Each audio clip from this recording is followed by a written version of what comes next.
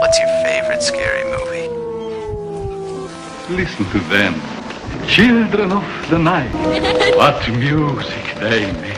I'm scared to close my eyes. Whatever you do, don't fall asleep. You know, it's Halloween. I guess everyone's entitled to one good scare, huh? Hey folks, it's Jim from the Movie Rewind, and today I'm reviewing the film 28 Days Later. A group of animal rights activists break into a lab and release monkeys from their cages to rescue them, despite warnings from scientists that the monkeys are contagious.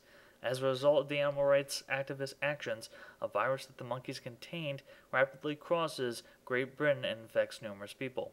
Jim, played by Cillian Murphy, who fell into a coma following a bicycle accident shortly before the virus was released, emerges from his coma 28 days later after the virus spread and finds that London is deserted.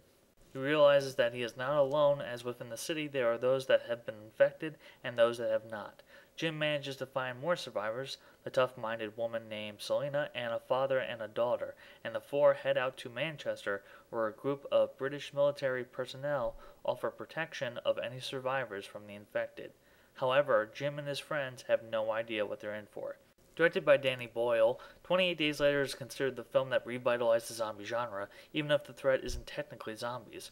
While the zombie genre was becoming more of a punchline, Boyle stirred things up by not only focusing more on characters and story, but by making the threat actually scary again. These infected people are more like ravenous animals, dangerous and quick, rather than slow and dumb.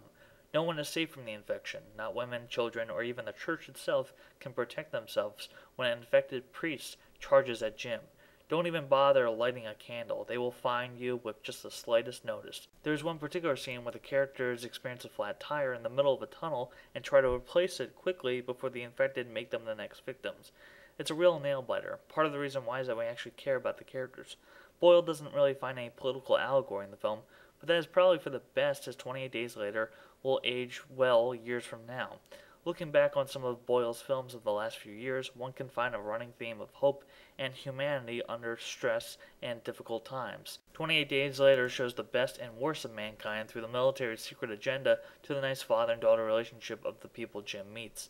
In a lesser film, the relationship between Jim and Selena would feel forced and obligatory. It does feel necessary, but only because understanding and kindness is necessary as well. While Selena has to reevaluate her cold exterior in a post-apocalyptic world, Jim faces the challenge of adapting to a new world with the fear of being abandoned. 28 Days Later manages to be equally terrifying, but also shockingly beautiful at times, as it transcends the genre while still following the same standards. I give it a 5 out of 5. That's it from the Movie Rewind.